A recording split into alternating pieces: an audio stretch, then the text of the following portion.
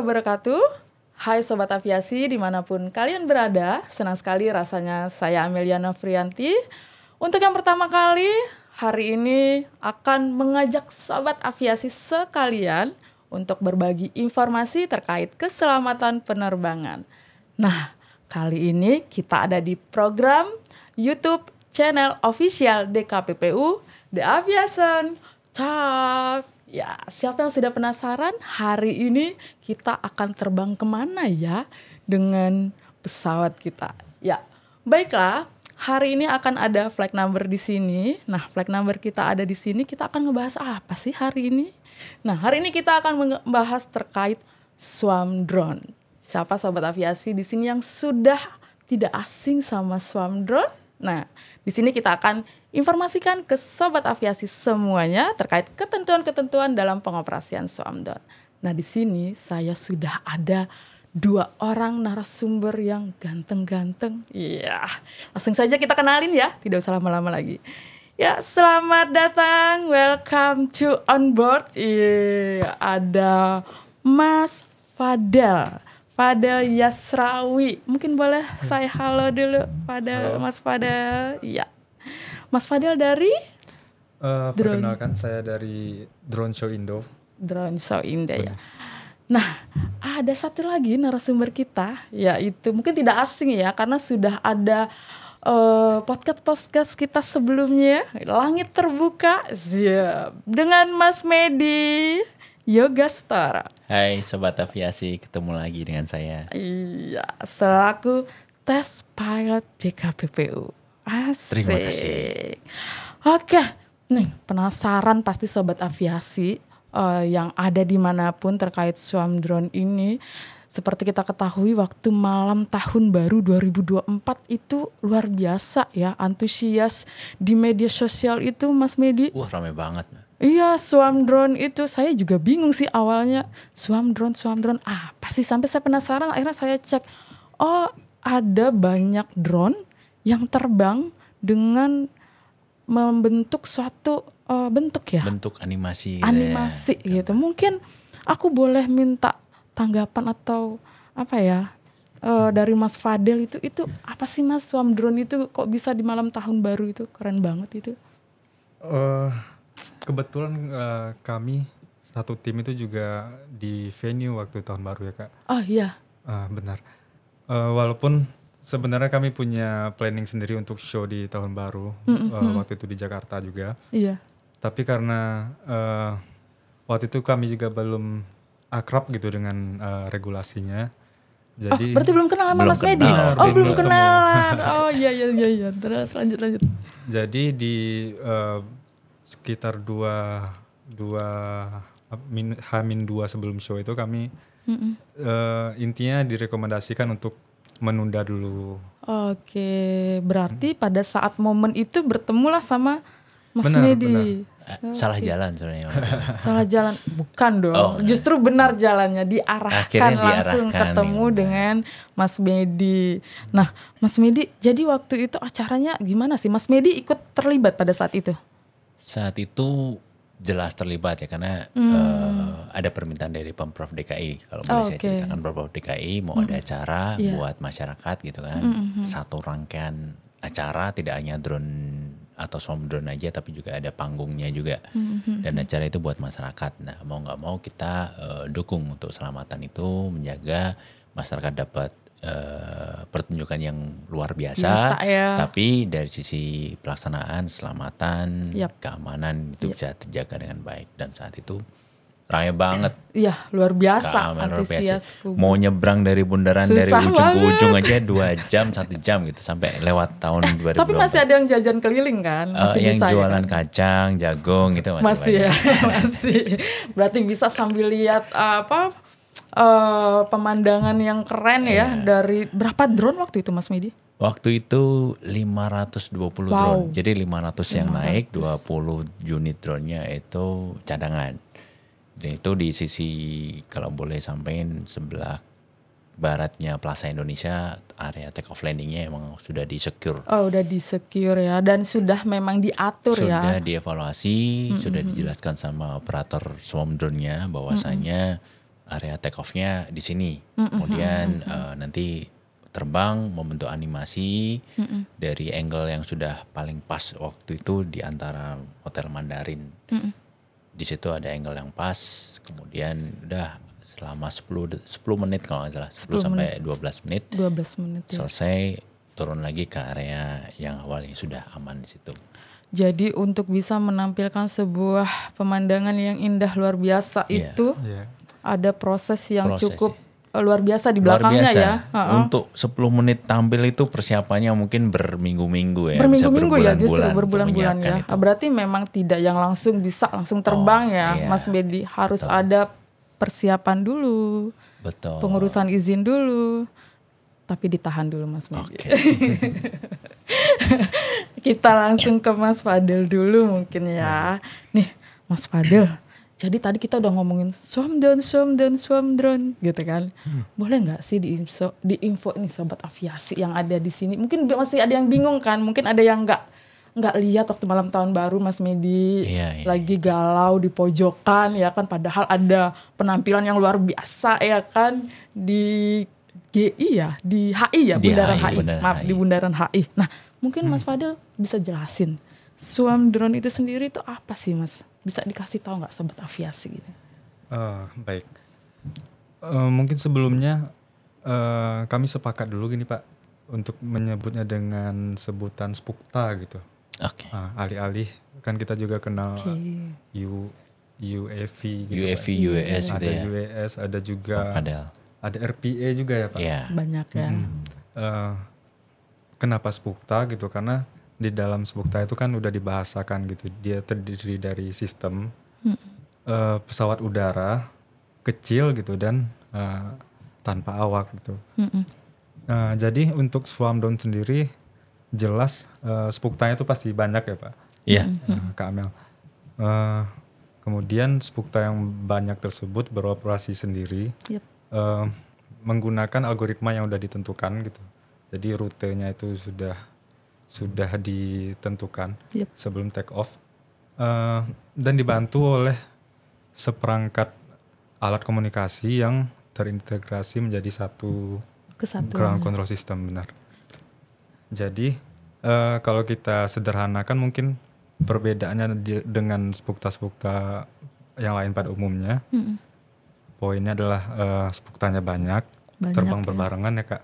Kemudian sistem kendalinya hanya satu, dan sebelum take off pun baik arah, ketinggian, terus posisi, dan juga dalam konteks drone light show itu warnanya itu sudah ditentukan. Oh, ditentukan di awal semua ya. Benar. Jadi semua sangat berbeda dengan drone yang biasa. Jadi swarm drone ini kita mengoperasikan banyak drone dan saat terbang pun dia sudah diatur sebelumnya ya. Benar. Dia mau kemana, arahnya ke tingginya seberapa, jauhnya semana gitu. Tapi biasanya kalau yang seperti ini tingginya juga ada batas nggak sih, Mas Fadel? Bisa, kalau boleh tambahin, bisa dipilih sesuai yang diinginkan. Kan kembali ke audiensnya ya, Bang Fadel ya. Mau audiensnya berapa jauh, berapa banyak drone-nya gitu kan. Berarti memang makin banyak makin tinggi biar kelihatan. Benar. Kan. Oke, berarti memang sudah di-prepare ya, dipersiapkan dari awal ya, mau visualisasi seperti apa, jadi kita akan tahu tingginya akan seperti apa. Iya. Gitu.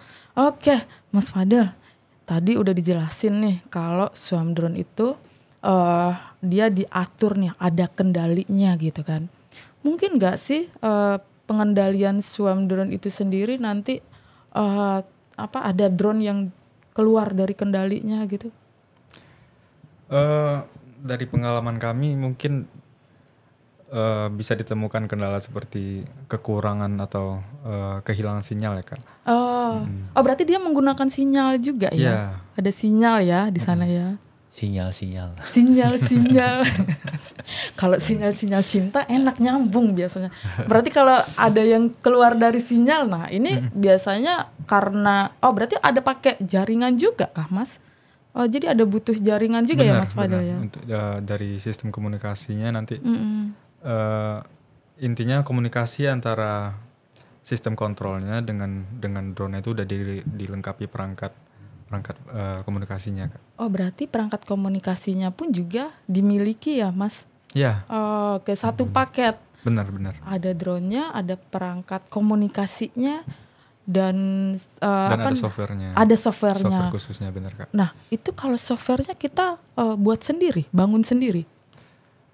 Kami menerima dari manufaktur gitu, dan untuk pengolahannya kami juga udah menjalani transfer of knowledge untuk pengoperasiannya.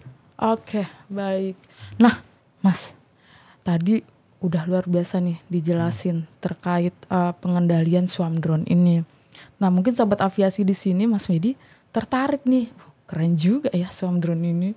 Nah, tapi kalau kita tanya lagi nih, Mas Medi, regulasinya gimana sih? Kira-kira nanti sobat aviasi kalau mau coba-coba teknologi swarm drone ini seperti apa nih regulasinya nih? Iya. Kak Amel, regulasi kalau dari sisi pemerintah sama ya, artinya semua penggunaan pemanfaatan drone itu pasti kita atur. Karena drone ini dibuat sesuai dengan misinya untuk fotografi ya fotografi. Nah, saat ini misi drone ini adalah untuk show gitu kan. Makanya dia akan terbang lebih dari satu, dia membuat suatu bentuk animasi gambar sehingga sesuai dengan yang direncanakan, dan itu ada penonton atau orang yang melihat yang terhibur.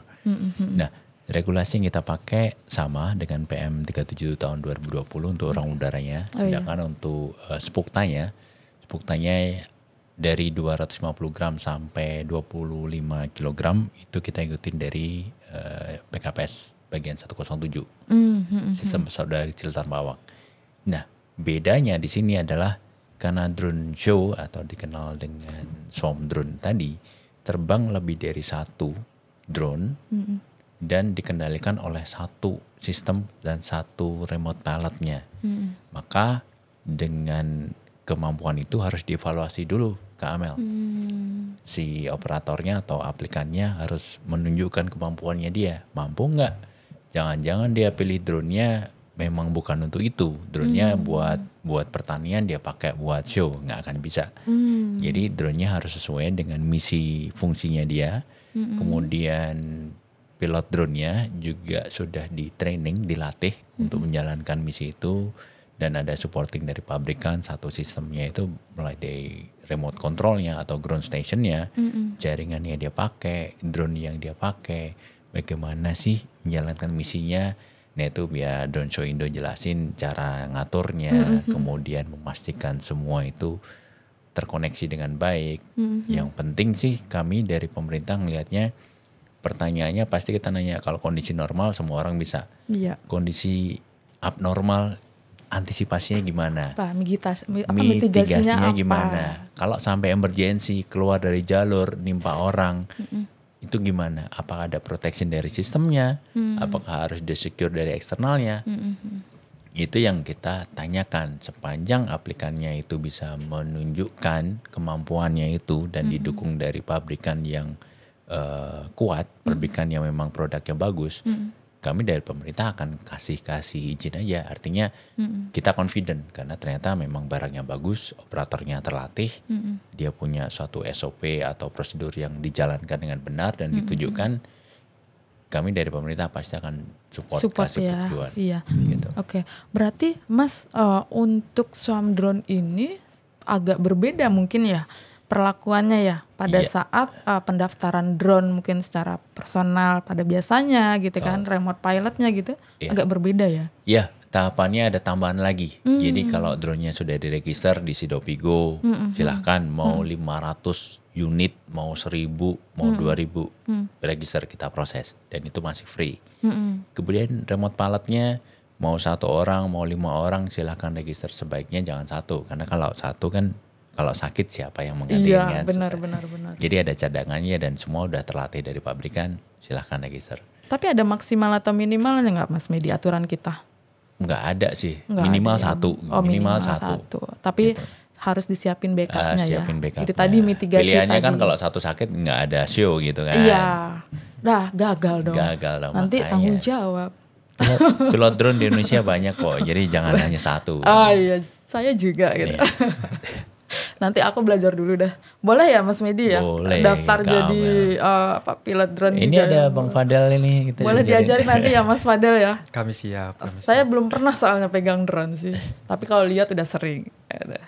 Oke, baik Mas Medi. Tapi tadi Mas Medi kan ada jelasin ya terkait dengan prosesnya yang cukup panjang ya Mas Medi. Jadi selain dari justifikasi yang diberikan oleh si aplikannya, ada nggak catatan-catatan khusus lagi nih biar sobat aviasi di sini juga mempersiapkan untuk teknologi swarm drone ini sendiri?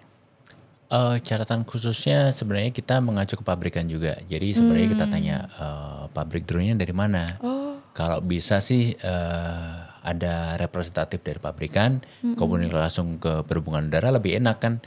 Kalau pabrikan ditanya sama pemerintah pasti akan cerita panjang lebar. Betul. Pada akhirnya operatornya akan terbantu.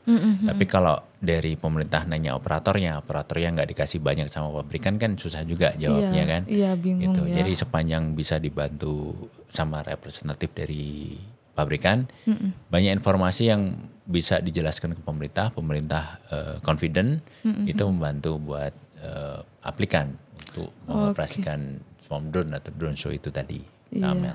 Jadi ada juga ya kita perhatikan ya pabrikannya juga ya. Iya. Itu menjadi catatan juga ke kita ya. Kalau komunikasi yang terjalin juga sudah bagus, mungkin bisa jadi catatan tambahan ke kita ya. Kita sudah tahu mungkin kemampuan dari si pabrikan itu juga ya. Bagaimana produk-produk yang dikeluarkan juga kita sudah tahu ya Mas Medi ya. Kita kan pemerintah terbiasa ya kita hubungan sama pabrikan ya. Jadi kalau pabrikannya kita melihat bagus, manufacturing prosesnya bagus, ya kita akan rekomend itu. Tapi kalau pabrikannya kurang bagus ya kita bisa rekomend ini kurang bagus dia, kurang kooperatif, kurang informatif, sehingga produknya nggak bisa dikenal dengan baik. Iya, padahal itu adalah data-data yang kita butuhkan ya untuk lakukan verifikasi apakah bisa nih kita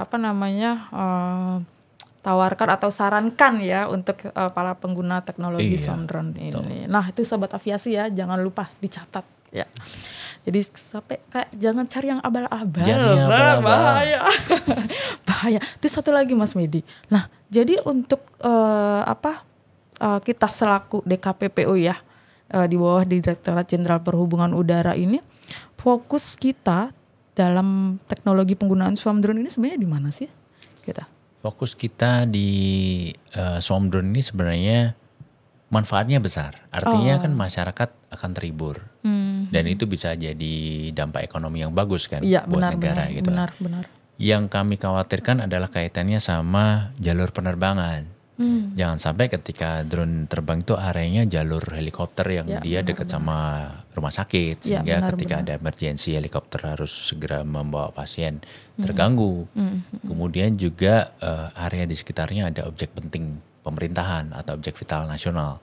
Itu kan juga harus aman dari adanya ancaman dari drone itu tadi.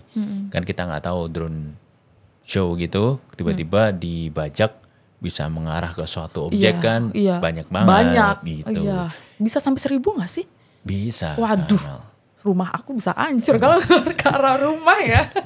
1.000 datang barengan hancur. Kalau satu-satu masih bisa ya, suruh ngantri gitu ya. Pasien nomor berapa? Sama ini masyarakat yang di bawah itu kan mereka nggak tahu apa-apa. Kalau kejatuhan kemudian sakit atau cedera, siapa yang tanggung jawab? Aduh. Nah ini kan harus dievaluasi sama pemerintah memastikan si pihak ketiga, si orang yang di bawah nggak terlibat ini terjamin oleh asuransi. Tapi ada asuransinya pada saat secara peraturan ada asuransi harus disampaikan untuk pihak ketiga ini. Minimal adalah orang yang kejatuhan itu kalau sakit dibawa rumah sakit, tagihannya udah ada yang beresin. Menarik itu Mas Medi. Tapi kayaknya kita obrolin lain waktu ya. Nanti lain waktu kita kupas itu. Kita kupas. Jadi ternyata hingga masyarakatnya, penonton atau publik siapapun itu di sekitar itu juga difikirkan ya. Betul. Terkait keselamatannya dalam penggunaan teknologi swarm drone ini. Luar biasa. Iya, karena kita ngelihatnya adalah drone ini pesawat. Iya benar. Spokta ini pesawat. Sudah sehingga pesawat ya. Kita perlakukan yang sepantasnya dan dia meminimalisir error sehingga mengurangi kejadian drone jatuh banyak gitu kan sebagainya dan merusak atau merugikan pihak lain. Nah itu kami hindari dengan tadi memilih drone yang jangan abal-abal. Iya bener ya, yang terpercaya, teruji. Seperti kompor ya kan, kalau ibu-ibu cari kompor yang teruji ya kan. Oke, Mas Medi, nah kalau tadi sebenarnya udah sedikit Mas Medi spill sih sebenarnya ya. Mas Medi spill persyaratannya ya. Cuman mungkin bisa di breakdown lagi Mas Medi biar para sobat aviasi di sini yang tertarik nih sama Swarm Drone bisa lebih dicatat lagi 1, 2, 3 gitu. Iya, Kak Amel, dari pengalaman Drone Show Indo ya. Drone Show Indo ini adalah operator Swarm Drone pertama yang lolos dievaluasi sama Dijen Perhubungan Udara sampai final. Jadi tahapannya pertama mereka mengajukan cukup lama ya, sekitar bulan Januari 2024 mengajukan tahun baru itu setelah kan, tahun setelah baru melihat bisnisnya bagus ya, antusias masyarakat bagus, mulai banyak event-event pakai drone. Mereka mengajukan ke Perhubungan Udara, kemudian kita evaluasi kelengkapan dokumennya termasuk dengan remote pilotnya sudah punya remote pilot certificate dari Perhubungan Udara belum, drone-nya sudah terregister belum. Mereka lalui tahap itu, kemudian SOP dari pabrikan seperti apa untuk menjalankan Swarm Drone. Kan banyak prosedurnya tadi dijelasin, harus direncanakan juga, kemudian mau mengatur lampunya, softwarenya, semua ditunjukkan sama aplikan. Itu di fase ketiga dokumen. Setelah dokumen lengkap, nanti di situ si operator harus membuat operation manual, karena balik lagi untuk bisa terbang malam, terbang lebih dari 1 drone di waktu yang bersamaan, itu ada exemption. Sesuai dengan PKPS bagian 107, exemption itu dievaluasi dengan SORA tadi, Specific Operation Assessment, outputnya adalah operation manual. Jadi aplikan menyiapkan tadi drone register, pilot, kemudian operation manual, sama SORA, Specific Operation Assessment. Begitu semua lengkap, masuk ke tahap 4 adalah demonstrasi ya. Demo dulu karena belum ada event yang mau dikerjakan, ditunjukin. Coba demokan cara setupnya, preparation nyusunnya, cek interferensinya seperti apa. Nah itu nanti Bang Fadel bisa jelasin. Setelah demo itu dinyatakan memuaskan, si operator kita berikan exemption untuk dia boleh terbang Swarm Drone selama 1 tahun. Nanti dalam 1 tahun kan tinggal report aja, oh pernah project ini coba berjalan lancar. Kalau itu berjalan lancar, kita perpanjang lagi nanti tahun berikutnya. Artinya dari pemerintah, sepanjang aplikan kooperatif kita memberikan informasi dan itu tetap safe, kami dukung pemerintah itu pastinya. Tapi kalau nggak tertib ya kami harus tertibkan lah. Berarti tetap harus ada report ya, laporan ya. Betul. Itu setiap mereka melakukan show. Setiap show kan bikin reportnya berapa, di mana assessmentnya. Kalau mereka semakin menunjukkan bisa membuat kita percaya nih pemerintah, ya kita akan kasih lebih gitu. Karena ngapain kita awasin kan? Karena sudah bisa, yang penting lapor aja deh seperti apa progresnya. Untuk kita evaluasi ya. Betul. Jadi pengendalian kita juga, kita sudah tahu dengan kooperatifnya si si operatornya ini jadi kita jadi lebih percaya ya kan. Betul. Lebih percaya dan ini benar-benar mereka juga aware nih untuk keselamatan penerbangan dari Swarm Drone juga gitu. Betul. Jadi tidak menganggap kadang ya hal kecil tapi bisa jadi masalah kan Mas Medi ya. Hanya sekedar udah kita sudah menyelesaikan kok, aman gitu, tapi kita tetap butuh laporannya. Mungkin gitu. Dipikirnya ribet ya, enggak, sebenarnya ini kan semakin sering interaksi akan semakin berkembang juga, hubungannya juga makin baik kan. Iya benar, komunikasi yang terjalin, kolaborasi yang terjalin juga sangat baik. Oke. Bagaimana Sobat Aviasi, tertarik? Iya. Mungkin nanti kalau butuh pilotnya tambahan, saya boleh daftar tapi nanti tunggu sertifikasi dulu. Oke, Mas Fadel. Nah, Mas Fadel, jadi tadi Sobat Aviasi sudah tahu nih, udah dikasih tahu nih sama Mas Wedi syarat-syaratnya. Nah, mungkin dari Mas Fadel bisa kasih nih tips-tips atau trik-triknya nih pada saat Mas Fadel membangun timnya ya. Dan beserta tim ini membangun Drone Show Indo ini. Itu bisa dijelaskan dan diceritakan nih sama Sobat Aviasi. Gimana sih Drone Show Indo sendiri mulai kapan nih? Sudah mulai ada? Tim kami itu kebentuk udah di pertengahan tahun lalu, Kak Amel. Mungkin merujuk lagi ke pertama kali bersinggungan dengan DKU ya Pak ya. DKPPU. Pertama kali bertemu jadi judulnya. Mungkin nanti highlightnya pertama kali bertemu ya. Jadi jujur sebenarnya tim pun merasa greget gitu ya Kak ya pas di Bundaran HI itu Pak. Mungkin ada videonya ya Bang Fadel ya. Untuk video waktu yang di itu ya malam tahun baru ya. Mungkin Sobat Aviasi mungkin masih ada yang penasaran deh. Tadi kita bilang video tahun baru. Enggak, kayaknya video yang waktu demonstrasi. Oh, ada demonstrasinya. Boleh kita putar. Oke, bisa diputar. Di mana nih diputarnya? Nah, ini dia Sobat Aviasi. Kita lihat bareng ya. Oh, ini Bang Fadel. Oh, ini Bang Fadel nih. Oh, kok beda ya? Oh, beda. Mungkin bisa sambil ceritain Bang Fadel. Iya. Ya, ini yang dimaksud dimention Pak Medi tadi soal fase 4 gitu. Bagaimana kami harus demonstrasiin ke regulator yang datang gitu. Kalau ternyata memang bisa operasiin beneran. Nunjukin beneran gak nih capable apa enggak gitu dan semua sistemnya udah sesuai belum dengan baik manual operasi maupun asesmen dari SORA-nya. Ini ada berapa drone waktu itu? 200 drone. Oh, 200 drone. Jadi Mas Medi diawalin mereka ini mungkin bilang ya kemampuan kita ini A B C D E F G gitu. Jadi gue bisa gini, aku bisa gini gitu ya. Di sini dibuktikan ya kan. Iya, terakhir kan kita tanya dokumen dulu. Selanjutnya ya coba dokumen tunjukkan beneran bisa nggak gitu kan, sambil dijelaskan ke kami, ke kita prinsip kerjanya, softwarenya. Jadi kita juga paham seperti ini. Jadi kita tahu yang kita antisipasi apa. Nah, mungkin Mas Fadel bisa dilanjutin. Jadi buat nerbangin 200 itu prepare-nya seperti apa tuh? 200 drone gitu. Oke. Secara keseluruhan ya Kak. Sebelum penerbangan pun kami harus menyiapkan beberapa form dan juga melakukan site assessment. Jadi lokasinya itu harus kita pastikan dulu layak dan visible untuk terbang di sana Kak. Jadi harus terbebas dari gangguan interferensi magnetik misalnya. Kemudian bagaimana GPS-nya cukup gitu di sana.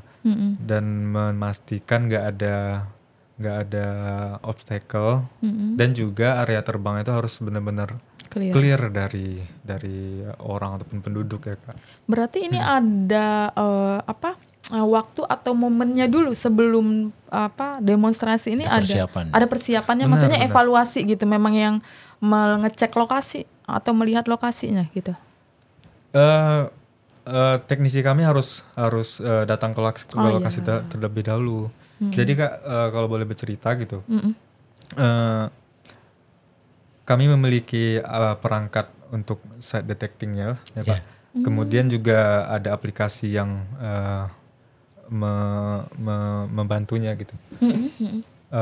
Di sana dari alat tersebut kami bisa detect gitu apakah lokasi take off dan tempat terbangnya itu terbebas dari gangguan-gangguan seperti tadi, baik interferensi magnetik maupun misalnya masalah kecukupan sinyalnya.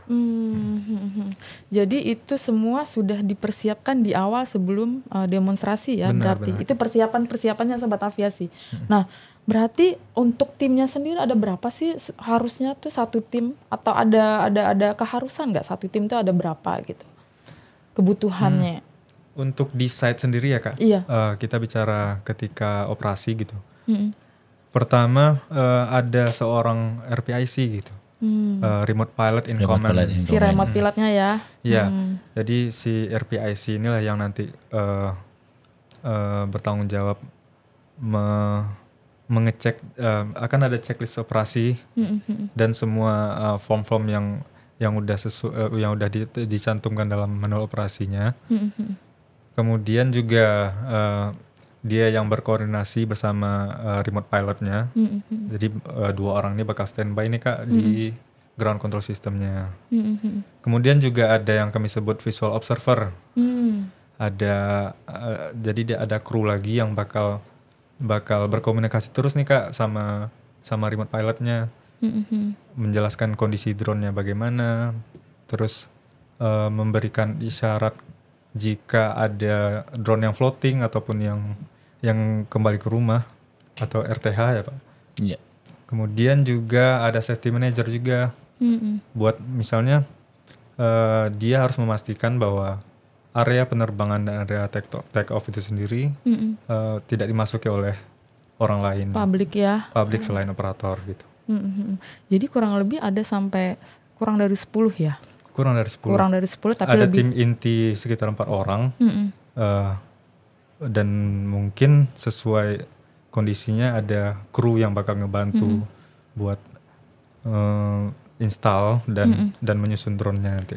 Berarti memang tidak ada aturan ya Mas Media? Nggak ada. Totalnya itu berapa? Jadi satu tim tuh harus berapa gitu, tidak ada ya? Tapi biasanya kita cerita waktu di malam tahun baru drone show dia juga tim intinya 4 orang.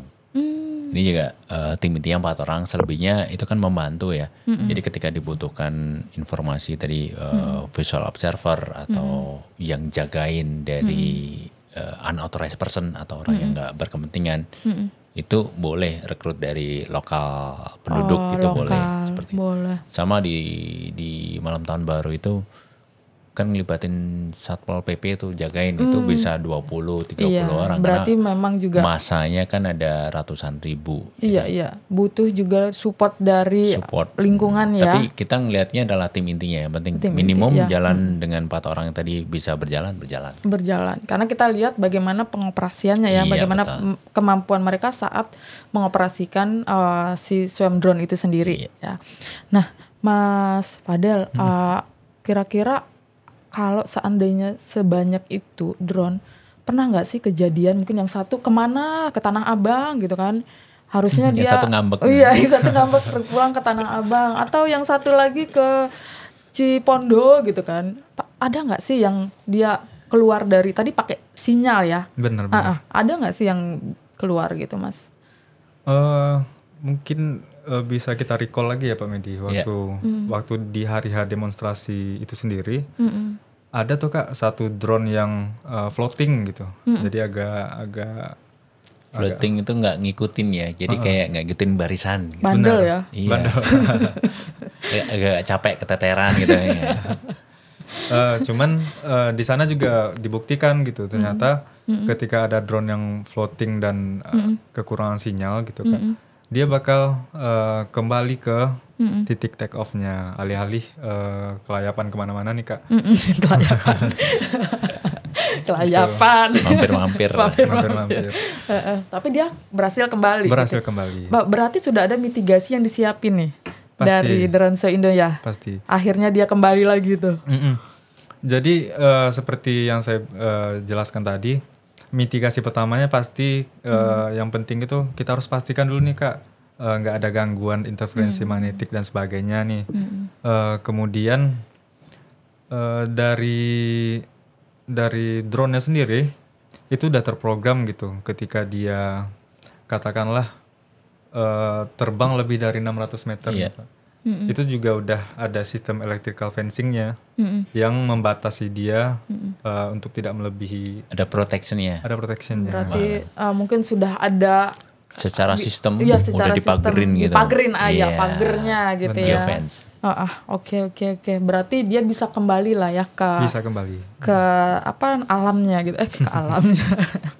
Tapi dengan demo flight waktu itu dilaksanakan, memang kita ya menemukan drone-nya floating tadi nggak ngikutin barisan, kemudian ketika dia benar-benar nggak bisa ngikutin, dia return to take off point. Jadi dia kembali sendiri ke titik dia take off dan itu aman, artinya dia tidak jatuh di sembarang tempat. Dan itu memang diatur sama Drone Show Indonya ya? Sebenarnya katanya enggak sih.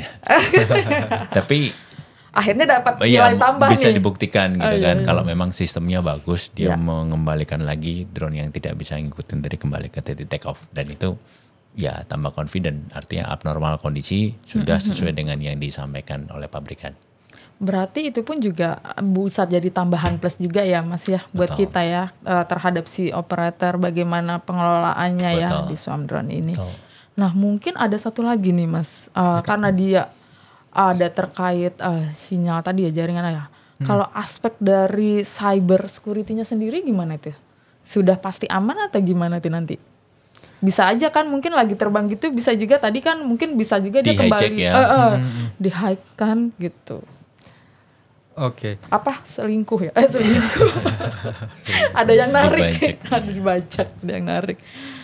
Ada nggak kira-kira mitigasinya ke arah sana gitu? Oke, kita berarti bicara sistem operasi drone-nya sendiri gitu kan. Kan di awal tadi saya sampaikan bahwa untuk rutenya sendiri kan udah ditentukan nih Kak, ada algoritma yang di-input gitu. Kemudian sistem komunikasinya sendiri itu ada yang namanya perangkat komunikasi yang udah terintegrasi. Gitu. Jadi katakanlah ada beberapa perangkat komunikasi seperti RTK, kemudian ada perangkat radionya juga beserta access point gitu. Semua itu disatukan ke alat ini, kita sebut saja konektor gitu mungkin ya. Dan konektor ini juga bersifat ad hoc gitu. Jadi hanya benar-benar diperuntukkan untuk drone like show ini gitu. Jadi bakal terbebas dari gangguan yang lain gitu. Yang lain tadi ya yang entah itu cyber security mau ada yang mau ngehack atau mau yang ngambil sistemnya secara paksa itu udah langsung ada mitigasinya langsung ya. Benar. Dan kemudian dari access point-nya sendiri, dia kan hanya menggunakan area lokal gitu Kak. Jadi yang dia hanya mengikat yang area situ aja maksudnya ya Mas Media? Iya, dengan konektivitas yang lokal aja, jadi mengurangi potensi akan hijack dari jauh. Luar, ya jauh ya itu maksudnya cuma di daerah. Iya. Jadi ada areanya juga ya, batasan areanya yang dijangkau. Benar. Dan untuk komunikasi nih Kak antara drone, perangkat komunikasi dengan si softwarenya ini sendiri, semuanya itu kan udah harus terdaftar nih semua data-data dan identitas dari drone-nya. Kemudian identitas atau serial number dari perangkat komunikasinya hanya bisa bekerja ketika ia sudah diimpor ke dalam software yang kami gunakan gitu. Oke, jadi setiap drone-nya itu ya terbaca di software-nya. Benar. Oke. Jadi seberapa banyak itu ya? Udah langsung banyak-banyaknya. Sebanyak-banyaknya. Oke, Mas Fadel. Berarti di sini nanti Sobat Aviasi sudah banyak dapat info nih dari Mas Fadel terkait persiapan atau apa saja sih kira-kira yang bisa dilakukan sebelum kita memulai Swarm Drone ini. Nah, mungkin Mas Fadel bisa juga infoin ke kita kira-kira nih nanti bagi Sobat Aviasi nih yang berminat nanti apa nih harapannya kepada mereka-mereka yang berminat dengan Swarm Drone. Kliennya gitu. Atau mungkin nanti ada klien saya gitu kan. Campur enggak ya, jangan. Nanti mungkin ada acara apa di DKPPU kan? Waduh, luar biasa. Kami siap. Tapi ini terlalu dekat ya kantornya Pak dari kita di bandara ya. Mas kita nggak di kantor aja loh buat acara. Iya gitu. Kan. Mas Medi nanti buat acara. Gathering ya. Gathering di KPPU. Itu gimana Mas? Kira-kira nanti apa nih harapan-harapannya gini ya? Untuk calon klien atau masyarakat yang berminat ya Kak. Pertama ketika mereka ada yang tertarik dengan drone like show itu, biasanya kami harus komunikasi dulu nih mengenai beberapa poin penting yang perlu digaris bawah itu bisa lokasinya, kemudian waktu show-nya, dan terakhir juga jumlah drone-nya. Nah, kenapa 3 hal tersebut penting? Pertama misalnya dalam hal lokasi nih, kan kita juga udah diajari dan mengenali gitu mengenai wilayah udara dan regulator yang terkait serta aturan-aturan yang menjadi turunannya. Dan juga dari penentuan lokasi itu juga kita bakal nentuin apakah tempat tersebut layak untuk show atau tidak gitu. Berdasarkan SOP-nya Kak. Kemudian untuk waktu juga. Jadi untuk teman-teman dari IO nih mungkin Kak yang banyak nanya nih. Iya ya. Jadi event-event organize itu kan ada permintaan dari klien ya, pengen ada tampilan swarm drone. Jadi catatannya jangan mepet dong ya harusnya Pak. Karena ada banyak persiapan. Ada kita harus comply juga dengan regulasi gitu. Jadi kita harus ngelapor nih ke regulatornya masing-masing juga gitu. Iya, berarti ini informasi penting banget nih Mas Bedi bagi sobat aviasi. Boleh. Jadi di sini Ditjen Perhubungan Udara itu sudah mengevaluasi Drone Show Indo. Artinya Drone Show Indo ini ready sebagai operator. Tinggal lokasinya di mana, waktunya, berapa lama, ketinggian, kembali ke Drone Show Indo. Jadi terkait drone sama pilot drone-nya sudah oke. Tinggal dari klien ada lokasi, waktu, dan ketinggian. Nah, kami sudah mengarahkan atau mengajarkan Drone Show Indo untuk silakan diakses lokasi, waktu, pelaksanaan, dan sampaikan ke kami ketika itu butuh perizinan agar diurus perizinan untuk ruang udaranya. Tapi dari sisi kemampuan dia sudah kami izinkan selama 1 tahun dia sebagai operator drone show. Seperti itu. Nah, tinggal kalau nggak perlu izin, ya nggak perlu, silakan lanjut. Tapi tolong dijelaskan ke kliennya, terutama untuk IO. Ada waktu yang dibutuhkan proses ketika dia butuh izin. Gitu. Tapi sebenarnya nggak hanya untuk IO-nya Mas. Jadi kalaupun untuk kliennya langsung lewat IO, itu informasi ini penting ya. Jadi dia juga bisa mengingatkan nih IO-nya nanti. Mas nanti tolong ya kita mau ada penampilan seperti ini, tapi tolong dikomunikasikan lokasinya, semuanya ya, lokasinya, aksesnya seperti apa, ya, keadaannya di sana seperti apa, apakah butuh perizinan ruang udaranya lagi atau tidak gitu. Nah, ini sobat aviasi semua juga perlu tahu informasi ini ya. Jadi walaupun sudah melalui IO nih, sudah dipercayakan ke IO, jangan percaya-percaya aja. Mungkin nanti juga ya kita tidak ada yang tahu ya Mas Medi, tapi maunya tidak ada yang terjadi ya, tapi nanti apabila satu hal terjadi, IO juga harus tahu di situ ada tadi asuransi ya. Iya, sebagainya yang harus dipersiapkan dari awal dan sesuai aturan yang ada. Iya, sesuai dengan peraturan yang ada. Oke, baik, itu satu lagi Mas Fadil. Bagaimana harapan Mas Fadil nih kepada regulator nih? Kayaknya sudah banyak berharap ya kan? Saya menyimak nih. Mungkin ada lagi yang ingin disampaikan dengan regulator. Ya, sejauh ini pengalaman kami, alhamdulillah nggak ada yang kendala ya Kak. Ketika di awal tahun baru itu kami mencoba berkomunikasi, ternyata kami diterima dan mendapat undangan resmi gitu untuk ke DKPPU. Kami ingat di awal-awal itu kami masih kebingungan gitu mengenai PM37 tahun 2020. Dari sana kami juga diarahkan tuh Mbak, Kak, ternyata ada yang namanya PKPS 107 juga. Jadi dari sana kami diberikan penjelasan mengenai prosesnya apa, dan untuk mendapatkan exemption itu ketentuannya seperti apa gitu. Dan apa ketentuan-ketentuan apa saja yang harus dipatuhi dan dipenuhi. Oke, berarti harapannya mungkin ya bagi para penggiat-penggiat teknologi swarm drone mungkin menjalin komunikasi dengan DKPPU ternyata mudah ya. Apalagi saat ini terbuka ya Mas Medi ya. Terbuka banget. Atau mungkin ada satu hal teknis nih, boleh saya sampaikan ke regulatornya langsung nih Kak. Boleh. Karena kami nih, dalam kasus kami kan nih ada 300 drone Pak. Jadi waktu itu untuk mendaftarkan satu-satu dan harus input lagi nih semua data dan dokumen-dokumennya, itu juga cukup memakan tenaga dan waktu yang panjang gitu ya Pak Medi. Mungkin kedepannya ya, karena dunia drone like show ini sepertinya bakal berkembang dan bakal banyak pegiatnya juga. Harapannya ya ada sistem yang lebih memudahkan lah gitu Pak untuk registrasi secara swarm drone gitu. Dan kalau bisa dibedakan deh dengan yang satu-satu gitu Pak. Iya, oke. Oke. Bisa diterima. Bisa. Langsung saja. Nah nih Mas Medi sekalian nih nanti. Jadi gimana nih terkait kita selaku regulator ini melihat penggunaan drone ke depannya ini. Sambil dijawab tuh tadi keluh kesahnya.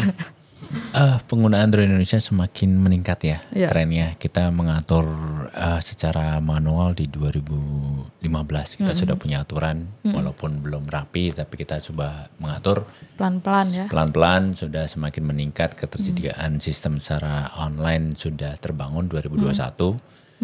Dan itu bertahap. Saat ini memang butuh infrastruktur secara digital yang harus kita persiapkan dan juga ketersediaan SDM. Nah, ketersediaan SDM di pemerintah ini perlu untuk menopang atau membantu perkembangan drone di Indonesia. Gitu.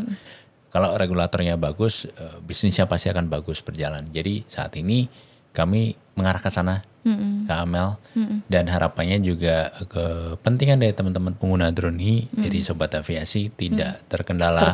Ya. Jadi kolaborasi itu yang penting. Jadi saat ini harapan kami dari industri kolaborasi ke pemerintah sehingga pemerintah tahu apa yang dibutuhkan dan kita memprioritaskan ke arah itu sehingga sinerginya berjalan dengan baik. Iya. Jadi akhirnya terbuka ya apa saja yang harus kita lakukan, apa mitigasi yang bisa kita lakukan dan mungkin tadi sumber daya manusia itu yang paling penting ya. Betul. Mungkin saat ini bisa diinfo berapa ini? Saat ini tim inti lagi itu baru segelintir untuk mengurusin semua. Namun sudah ada concern dari pimpinan untuk membentuk satu unit khusus nantinya ke depan. Oke, terus nanti regulasi kita ke depannya bagaimana? Apakah akan ada penyesuaian lagi? Pastinya penyesuaian ada karena namanya regulasi dia adalah performance based. Artinya dari performance ini seperti apa perkembangan teknologi drone kita akan menyesuaikan ke sana dan regulasi akan fleksibel Kak Amel. Itu tujuannya sepanjang resikonya bisa diterima ya kita berikan. Jadi dengan fleksibel tadi tidak perlu banyak perubahan tapi mengakomodir semua pemanfaatan dari drone yang ada nanti ke depan. Dan yang perlu Sobat Aviasi ingat kali ini masih free. Tapi kita tidak pernah tahu ke depannya akan seperti apa. Betul, saat ini masih free, teman-teman silakan diurus saja perizinannya, registrasi dan langsung di website portal IMSIS DKPPU. Iya. Oke, aduh tidak terasa kita sudah luar biasa obrolan sama Mas Fadel dan sama Mas Medi pagi udah mau siang aja udah lapar kayaknya Mas Fadel. Nah sebelum kita tutup mungkin ada yang ingin disampaikan dulu Mas Medi. Kalau kami dari Dijen Perhubungan Udara artinya welcome semua penggunaan drone seperti Drone Show Indo ini. Kita appreciate dia sebagai operator drone show yang sudah memenuhi ketentuan dari yang ada dan kita support artinya ya silahkan ready kalaupun ada IO ada event organizer yang mau bertanya kami kita buka siapa yang sudah sesuai dengan ketentuan kami jadi buat yang lain segera ya untuk bisa menjadi next Drone Show Indo. Jadi dan masyarakat banyak hiburan nih nanti gitu kan banyak variasi dan akhirnya bisa jadi pilot drone nanti. Asik. Dan Mas Fadel mungkin ada yang terakhir sebelum kita tutup podcast kita. Jadi selama kami berproses gitu Kak, kami semakin percaya gitu bahwa semakin panjang jam terbang kita dan semakin kita mendekati berusaha memahami pengetahuan aviasi pada umumnya gitu. Semakin kita percaya dan maklum bahwa aturan-aturan tersebut ternyata memang disusun dan diperhitungkan untuk keselamatan penerbangan kita sendiri dan juga untuk kemaslahatan orang banyak tentunya. Jadi dari Drone Show Indo mungkin berpesan gitu ya, mari bersahabat dengan regulasi. Iya, regulator. Dengan regulasi. Regulasi dulu ya. Jangan regulatornya. Benar. Kita harus jaga itu juga. Iya. Mari bersahabat dengan regulasi dan mari bersama menjadi Sobat Aviasi. Sobat Aviasi. Asik. Aduh luar biasa obrolan pada siang hari ini. Menarik banget tadi. Ini salah satu contoh sebenarnya. Pertemuan yang tidak diduga-duga tapi memberikan manfaat yang luar biasa. Dan sampai di meja ini bisa memberikan informasi kepada Sobat Aviasi semuanya. Nah, terima kasih banyak sudah mau datang ke podcast The Aviation Talk DKPPU. Kita tidak terasa nih, tadi sebenarnya kita terbang terus landing, ini sudah landing kita. Udah tadi karena mungkin tidak ada turbulence ya. Mas Medi lupa. Kalau ada turbulence apa Mas Medi? Atau numus ini soalnya. Kencangan ikat pinggang. Nah, pokoknya sekali lagi terima kasih Mas Medi, Mas Fadel. Dan lain kali mungkin bisa kita undang kembali ya. Dan untuk sobat aviasi semuanya jangan lupa untuk ikuti YouTube officialnya DKPPU. Jadi selain ini nanti akan ada informasi-informasi terkait keselamatan penerbangan banyak sekali, dan mungkin ada yang ingin ditanyakan boleh ya langsung di komen aja di kolom komentar. Langsung mau nanya Mas Medi, boleh kasih pertanyaan yang banyak. Nanti kita teruskan ke Mas Medi. Mas Medi paling suka dikasih banyak pertanyaan ya. Oke. Nah, tidak afdal rasanya kalau di akhir kita tidak ajak narasumber ini untuk salam podcast DKPPU. Okay. Kita belajar dulu Kak ya. Gimana tuh Kak? Jadi podcast DKPPU, The Aviation Talk. Tapi kita lihat ke kamera ya. Oke, baiklah. Terima kasih banyak. Kita tutup podcast kita pada kali ini. Saya Amelia Novrianti. Mohon maaf apabila ada kata yang kurang berkenan. Sampai jumpa di podcast selanjutnya. Podcast DKPPU, The Aviation Talk. Bye.